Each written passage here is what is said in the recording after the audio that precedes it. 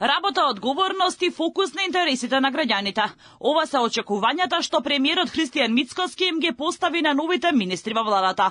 Во кусата на јасна изјава за неговите очекувања од новите кадри на Илинденска, премиерот подлече дека мандатот кој го добиваат носителите на функции носи и обврска за честност и посветеност. Да работат посветено, честно и да работат за интересот на граѓаните. Еден од оние кои ја напуштаат актуелната министерска позиција е Орхан Муртазани од Министерството за европски прашања.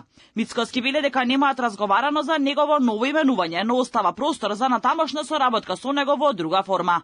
Веле дека е исклучително задоволен од неговата работа и очекува нивната соработка да продолжи на друго место. Во истиот контекст, премиерот додаде дека владата во овој период е насочена кон надворешните приоритети, меѓу кои предстојниот самит Западен Балкан Европска Унија, кој ќе се одржи овој месец. Таму, како што вели, Македонија ќе ги презентира своите позиции за евроинтеграциите. Таму некаде помеѓу 17 и 18 овој месец е самитот Западен Балкан Европска Унија, така што имаме други приоритети на дневен ред, фокусирани сме на тоа. Уште еднашка да ги презентираме нашите позиции за членство на Македонија во рамките на Европската Унија и сите сме фокусирани за тоа. Додека владата прави технички измени во институциите, во собранието се отвора друго прашање, она за Бадентеровото мнозинство. Повторно се актуализираше во јавноста, особено во контекст на носење на реформските закони и согласување со европската легислатива.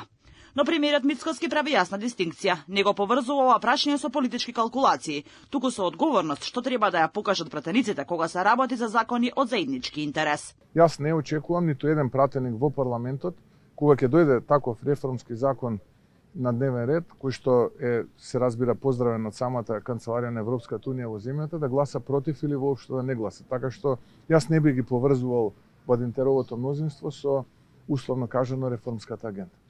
Со пополнетите и испразнети министерски места, владата влегува во декември со два приоритети: реформските закони за кои ќе се тестира Бадентеровото мнозинство и ЕУ самитот Западен Балкан, што ќе се одржи на 17 и 18 декември, каде премиерот најави активен настап за македонските евроинтеграции.